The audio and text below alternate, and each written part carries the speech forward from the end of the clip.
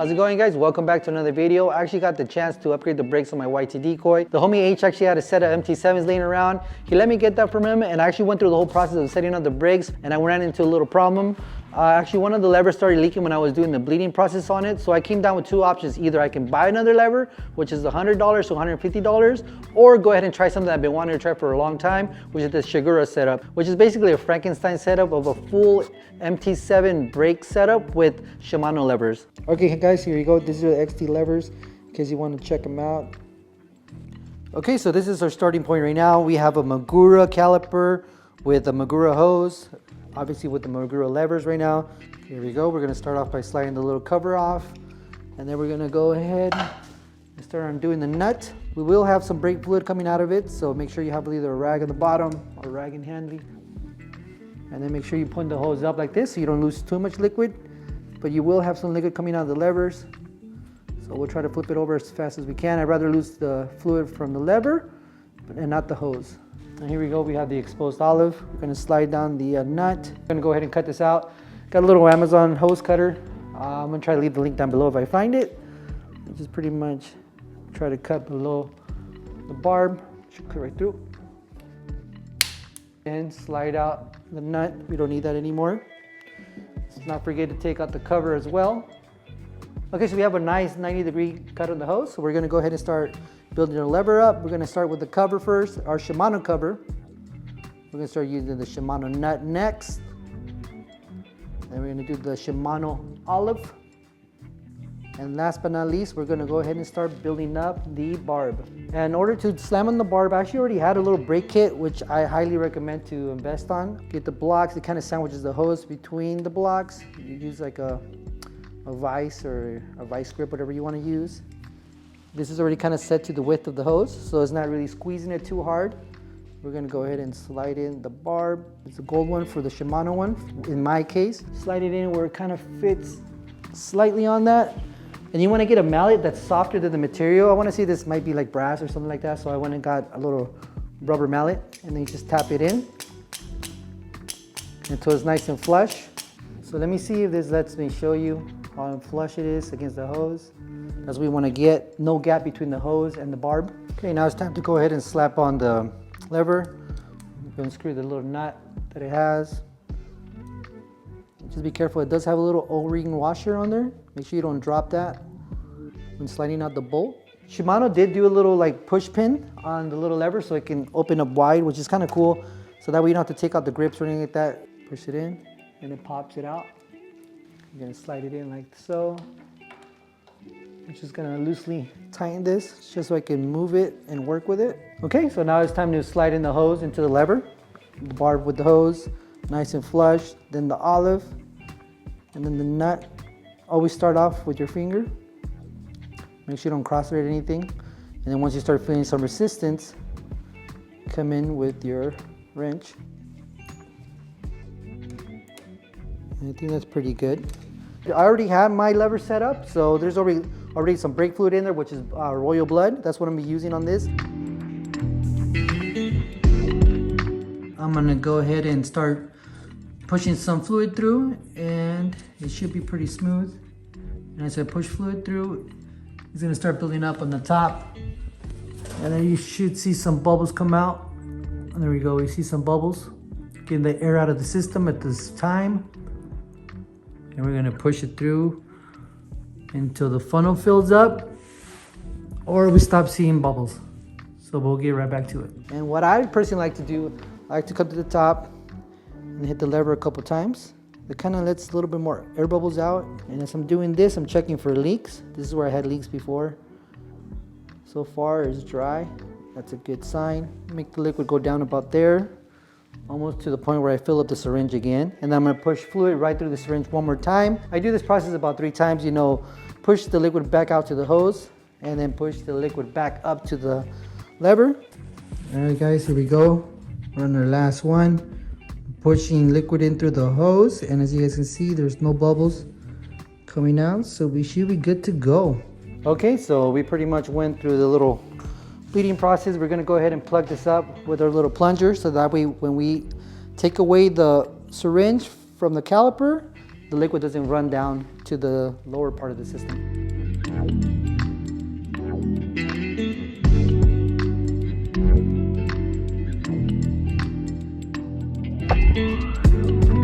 Isopropyl alcohol standing by. I'm gonna start wiping this sucker down with some of the alcohol. Probably should be wearing some gloves so it doesn't dry out my skin. Now we can take off the bleeding box, just slide out.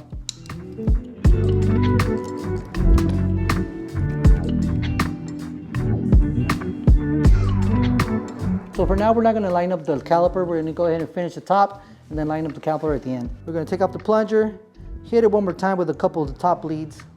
I know this is taking quite some time. I like to make sure that everything's bled. I don't want to be dealing with this later on. Man, that lever's super strong.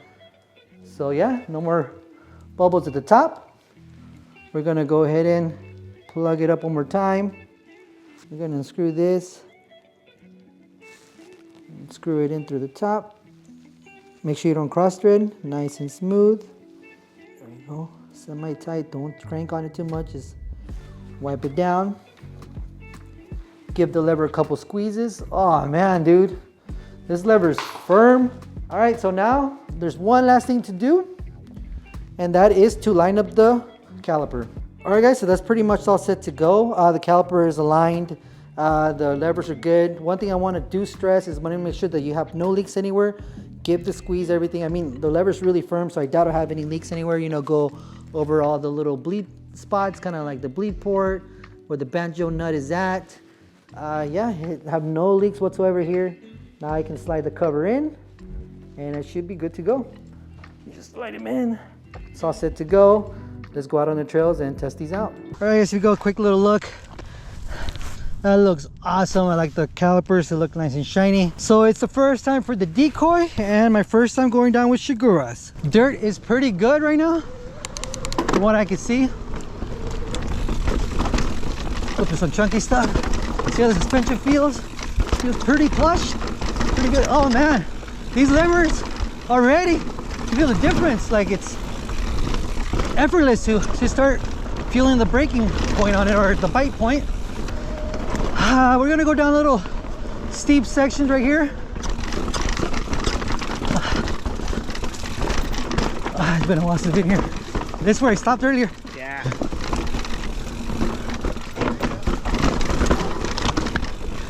See you, fella, big dog. All right, so we're gonna keep going.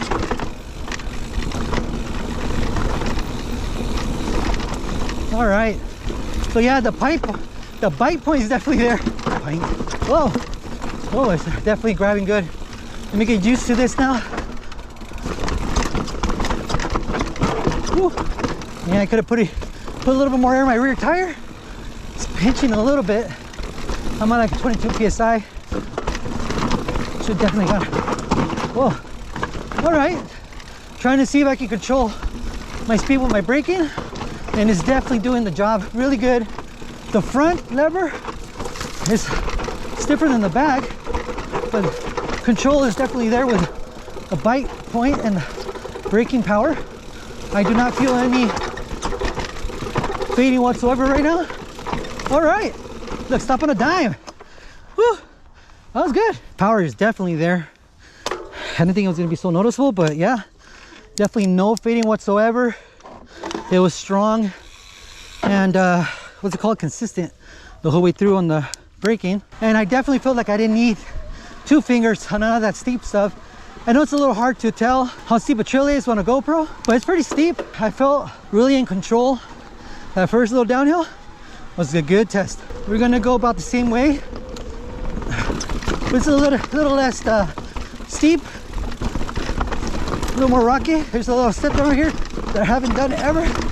Maybe one day, but not today. Ooh, dirt's pretty nice. Ugh. So I definitely don't have to push my brakes too hard to lock them up. I can be a little more light on the brakes now.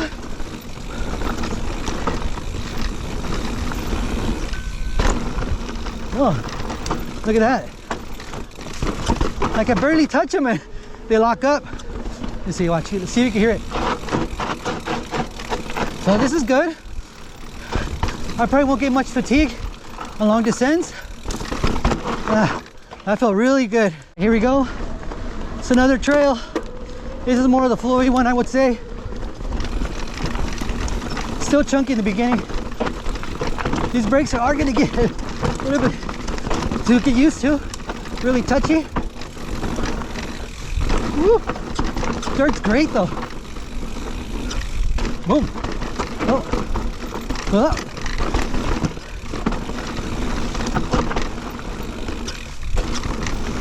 Whoop. Ooh. Like I said, a little touchy. A couple ruts we gotta maneuver around. There's another trail down there, but a couple locals said it's super muddy, and I don't want to get stuck in mud right now. Here's the longest trail, I think, out here. Usually leads all the way back to the car. Look at here. Look at here. Little jump here. Whoop. Another jump there. Oh, just gotta watch out for those ruts. Oh yeah, these brakes are working. Amazing. There's those ruts. Calling my name. Brakes are feeling really firm still. No fade. Ooh. Ooh. Forgot about that little S turn. Little wet spot right there. Oh. Whoa. A rock threw me to the side.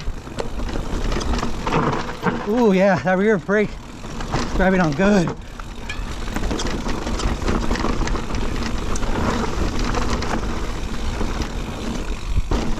Yeah, I'm getting used to it. Slowly but surely. All right.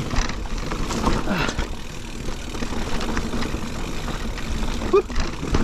Little slide right there. Steep ass turn. See how the braking controls here?